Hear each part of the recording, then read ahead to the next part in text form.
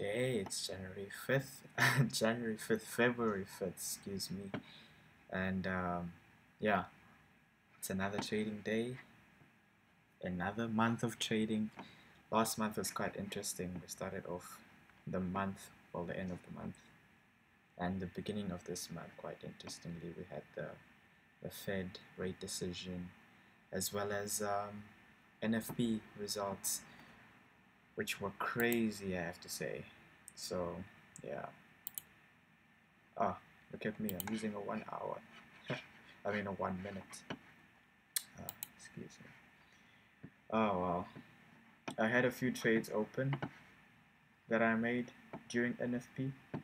I managed to catch the top of this over here. The NFP results came out right here. Caught this. Went all the way down and had a second trade, got stopped out. In profit, of course. Um, and then I came back in, went out here, now came back in again. So I'm not sure about this over here. Well, I did anticipate this because I was on the group chat and talked about it. Let me just see quickly. Let's see, it doesn't need to play. I am using a slower connection because I still have not fixed my issues with it. But I can see that my speed is quite okay. Should be enough for the best quality that I can provide. Oh, okay, just hold on.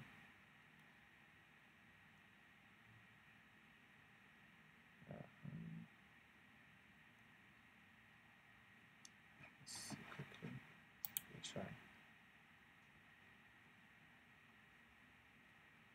Okay. So, yeah.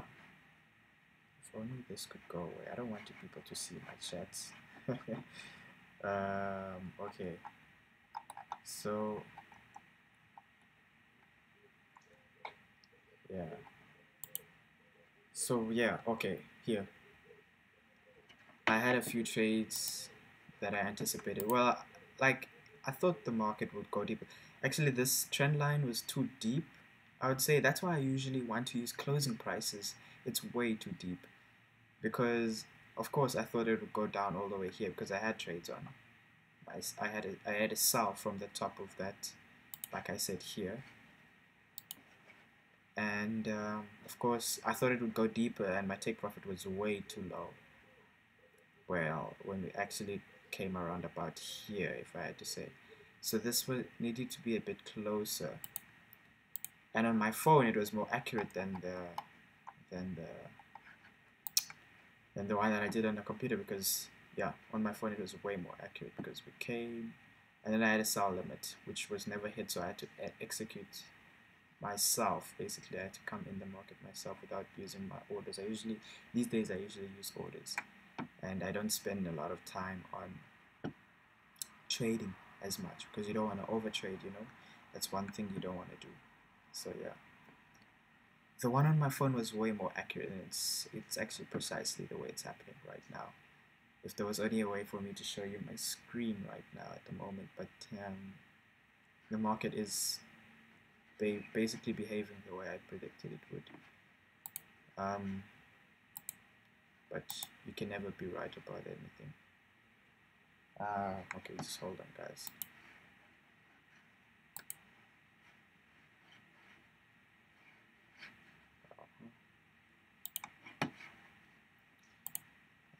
Yeah, you can see over there.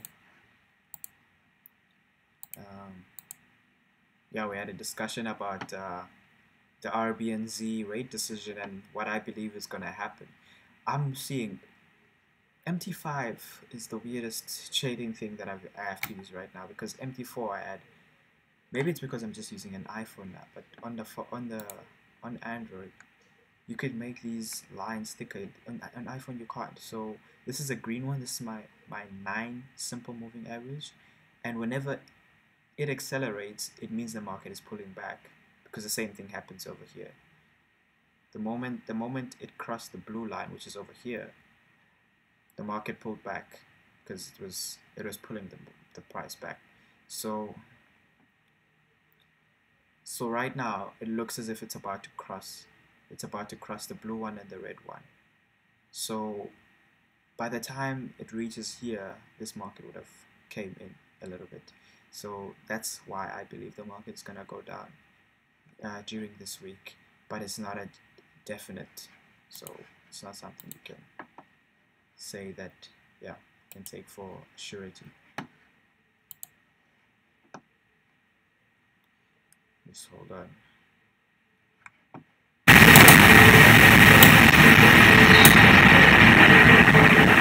What's up? Is everything good? Is everything good? Okay. Well, I wanted to go over a lot of fundamental things, but if you have any questions, it's best if you ask the question, then I answer them, because the things that I want to talk about are quite, I believe, not at your level yet. Or not saying that they are any level, but I'm just saying the kind of things you need to.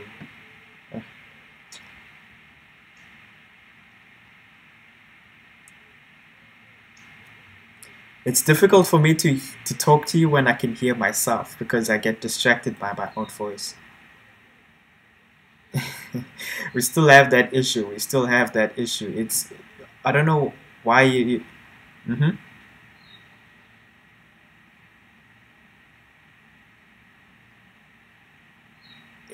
If they if there is any way, yeah, I understand that. If there is any way you could just make the voice that I can't hear myself, because if I lower the voice I can't hear you, and then at the end of the day if I put it up I can hear myself. I don't want to do that. So it's really making, and it's wasting a lot of time. Every day I have to talk about it.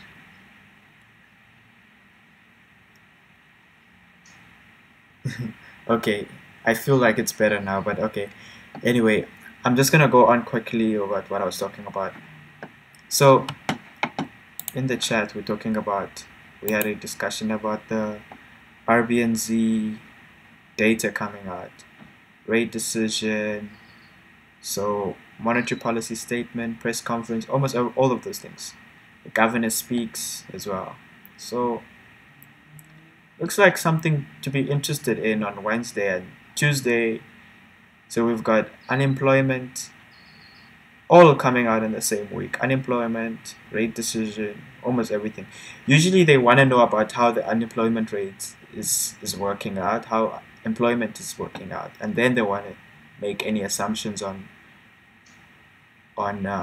rates, basically interest rates. Same thing, there's other banks coming out. ECB, Mario Draghi speaking. We've got trade balance from the RBNA. And then we've got a statement as well. And then we've got Bank of Canada, unemployment. Well, they're not the Bank of Canada, but unemployment figures are coming out for Canada. No, I told you, if you have questions, ask me the questions.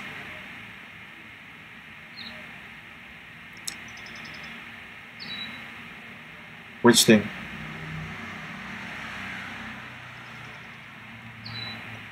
No, I can't hear myself that much actually. It's better now, I can't really hear myself.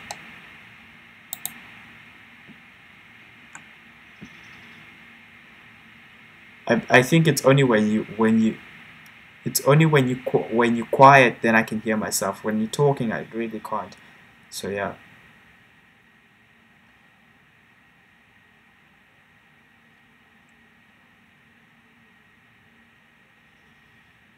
Last time, I can't seem to remember. I think we were done into trend lines. We were.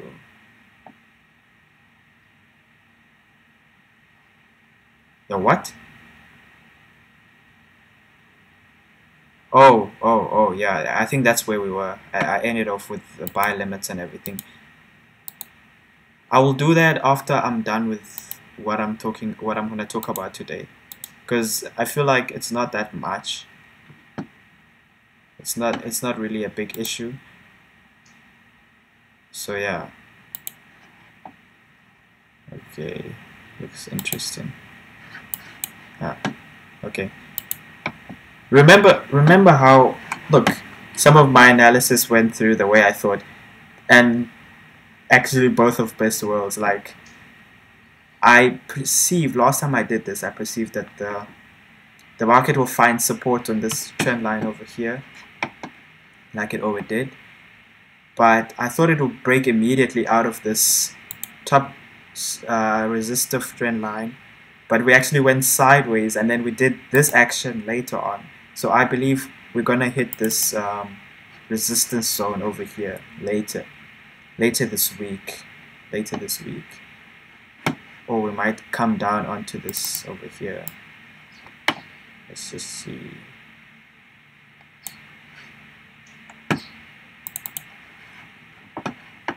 So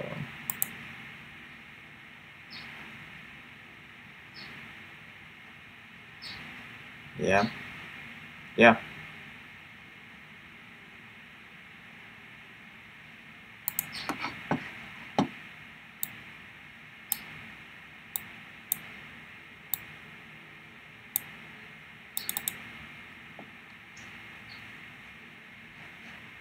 Well, you're not really telling me. Okay, yeah, that's no problem. That's no problem. I just wanna. There's just a few things that I would like to talk about that I had in mind. This went through the way I thought it would. Even better. Yeah. Okay. So okay, yeah, I will. I believe by now you should understand trend lines.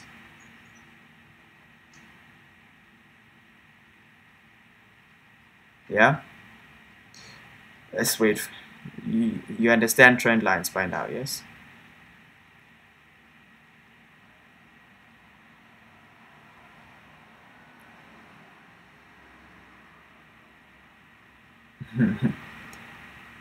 The video is lagging. I don't know if Skype is still the video is lagging. I can hear myself in the voice, so I don't know if the video is lagging or Skype is lagging. So it's best to choose one, because the video or the Skype call, whichever you choose.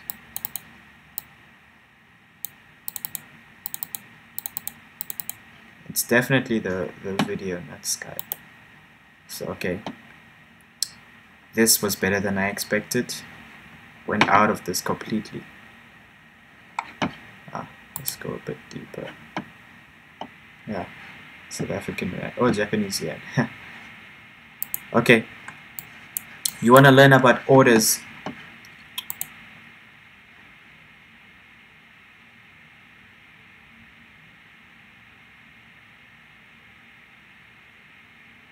I've already got a lot of charts open. Just so quickly.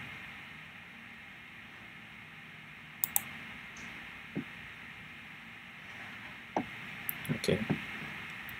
Oh, and if you wanna know how I trade, how I trade NFPs, this is basically how I trade NFPs, or something like that. News. I basically choose a currency. When you're trading news, you don't wanna trade too many, because you'll get caught into something like this, where the market comes down and goes back up, and then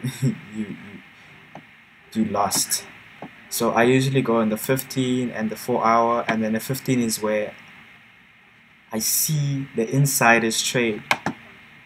Place a trade when the insiders trade, and then I go on. So basically, I came in here. The dollar, I came in here. I don't know if you guys can see that. US dollar, I came in right here when I saw it break down. This one I caught it late because I was obviously still on my US dollar trade, and here I came in late. Okay, so you want to learn about limit orders and all that stuff. I can't really go back to trend lines because we've been spending a whole week on trend lines. If you don't understand them by now, I don't know how I can help you.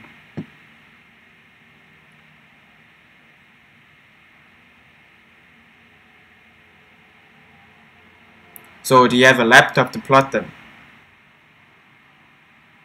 Do you have a laptop to plot the trend lines?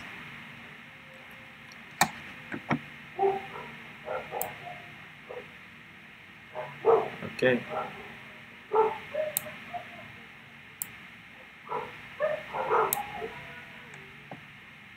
Yeah, that's when I get time.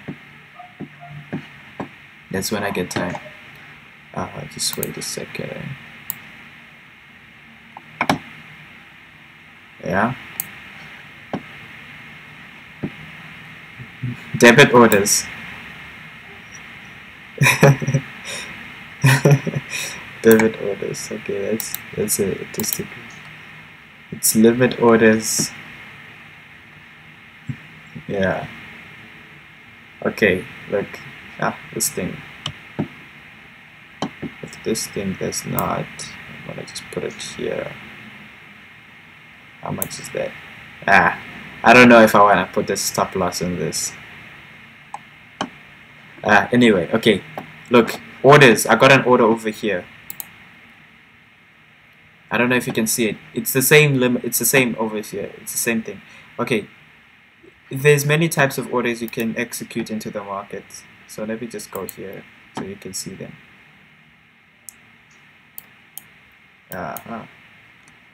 Okay. So the first type of execution you can have is a market execution, meaning that your order, you basically talk about orders here. These are orders.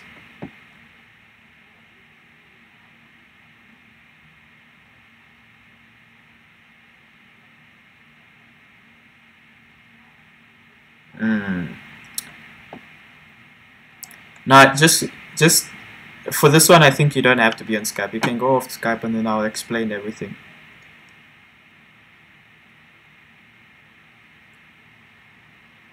We're wasting time. I have school today.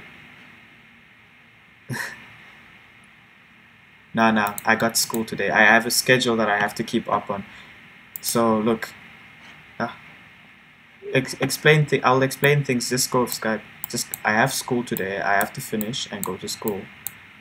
So you're wasting time. Now you only have 10 minutes for me to explain things, and then I have to continue on another video. So rather if I explain things right away and then you watch the video, then yeah, it's much better that way. So okay, you've got orders. Your first type of order is your market execution. Basically, the order is executed straight into the market, live, right away. Live away. I don't want to execute anything because I don't want to have too many trades open. Then you've got other types of orders called pending orders. Pending orders basically is an order that is pending market execution. Basically, when the market reaches that desired price, the order is executed straight into the market. So out of that, you've got many types. You've got your buy limit, you've got your sell limit, buy stop, sell stop, and then these other funny stuff I've never used. Buy stop limit. Doesn't make sense. That's a bit confusing, but okay. Buy limit. Buy limit is usually counter trend. Basically, it's below the market. Say the market is in a downtrend and you believe it's gonna hit a certain point and continue going up. That's what's gonna happen. So I could actually put a buy limit 4, 5, yeah, and take profit could be, I'll just leave it as nothing. Then I can place it in USD. Hate that. Okay, let's just go back. 0.245. Okay, should appear somewhere about there. Oh, that's too close. Let's put it at I want it at 150.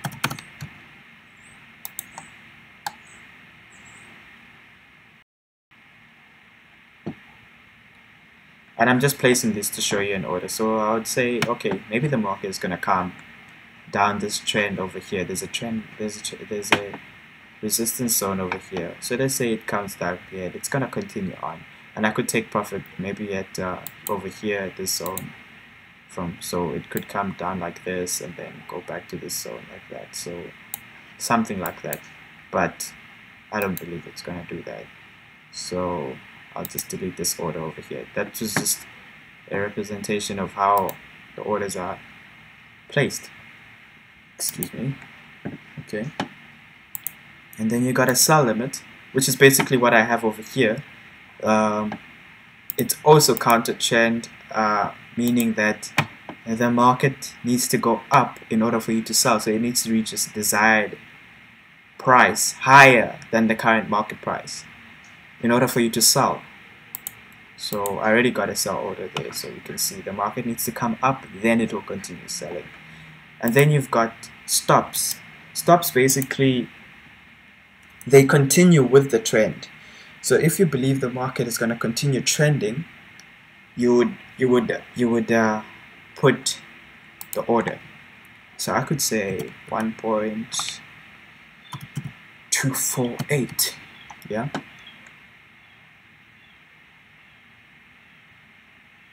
So okay, 1.248, and there, yeah, looks like a good point for the market. If the market breaks this zone, I believe it will continue on.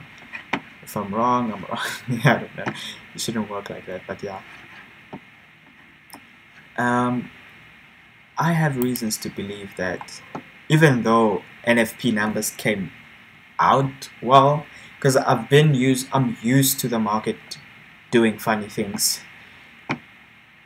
My indicator suggests that the market is still undecisive about where it wants to go, but I believe we're still in that uptrend. So this has not completely, the momentum hasn't shifted completely, because look, okay, yes, we made a new breakthrough over here. This is the first time, well, this is not really a long time, but we broke underneath this moving average over here and closed beneath it, so it shows that, okay, we are making progress downward.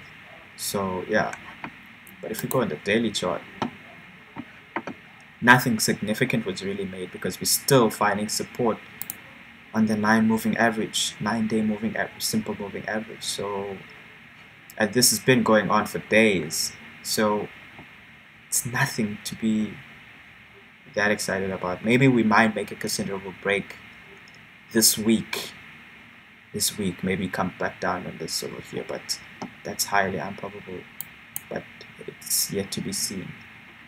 Yeah, a slowdown is not really a given here, you could say. We might find actually that we just came back down for support, and we're going to continue and break this, might have engulfing. When it comes to the market news, there's nothing supportive of that. Well, in terms of the US dollar, I would say. But when you look at the pound and the euro, well, Mario Draghi is speaking. So Mario Draghi most of the time tends to, I don't know, he would say something and the market still reacts positively. So that's what confuses me sometimes. It's something that I need to understand and pay more attention to. But yeah. So basically, if I believe that the market is going to continue on from here, I would put a buy stop. But if I believe the market is going to continue selling, if it does continue selling, because if you look at this, we have a resistance line over there. Change the color so not people don't get confused. And I like to make it red for the downtrend. So yeah, there we go.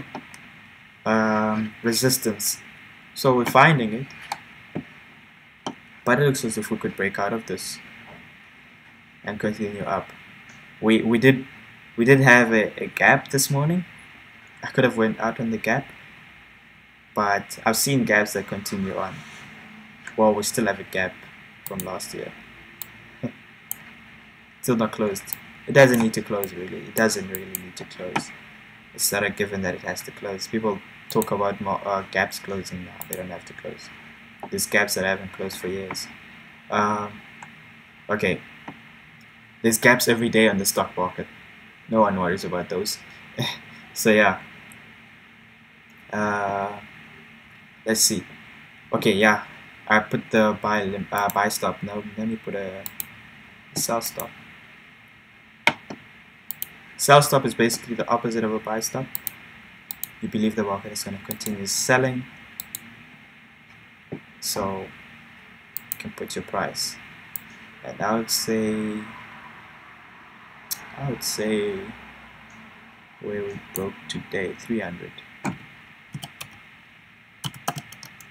300. So if the market comes down here, even 400 will actually be alright. But that's too close, you know. That's really too close. So if the market breaks down here, we'll continue selling and continue on. So, but yeah, that's how you use them. And then delete that. So yeah, basically that's your orders. I'll go through these more in depth. This is more of a live session where I just share my views. School just started, so I'm going to be doing videos shorter now, 30 minutes only, and then talking about a few things that I have. I wanted to talk about fundamentals, less technicals, because yeah, we all can talk technicals, and we all have a viewpoint of why we have all these patterns and everything, but fundamentals is actually what's important. And my most interesting fundamental that I have to keep, that I've been looking at, has to be market cycles. So let me just open a new chart and show you what I do.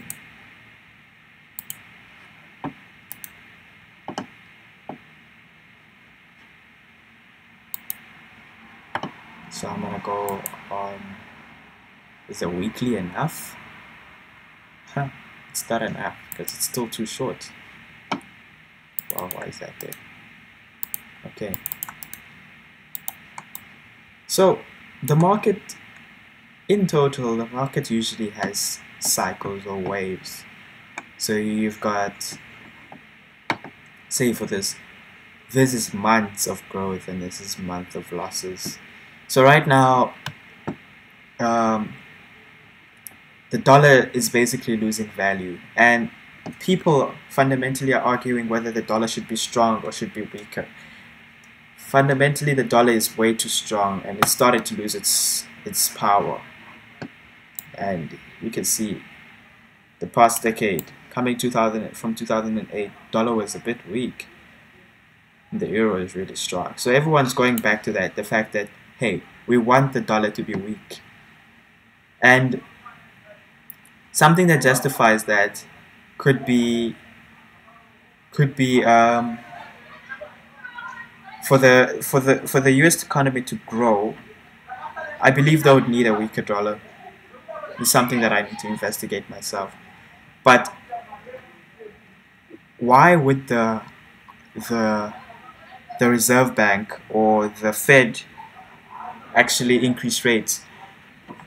Because they want to slow down the market. They want to slow down the market. And what do they use to do this? And they usually use employment figures to do this. So if unemployment goes up, then there's an indication that people are getting less jobs. There's less jobs there for people, so unemployment is high. But when unemployment starts to go down, you see that, okay, inflation should be picking up soon, and that's what they released with the inflation figures. So if inflation is going up, they need to slow it down by putting up interest rates. And when interest rates go up, lower bond yields start to lose value, or do they gain value? I'm not sure. This is some things that I need to confirm here myself, because you've got bond prices and everyone wants bonds, you know, because bonds are the secure investment. So yeah, these are things I want to talk about, and this is the live session where I talk about them. So yeah, I think that's about it for today. I have to go to school. Thank you.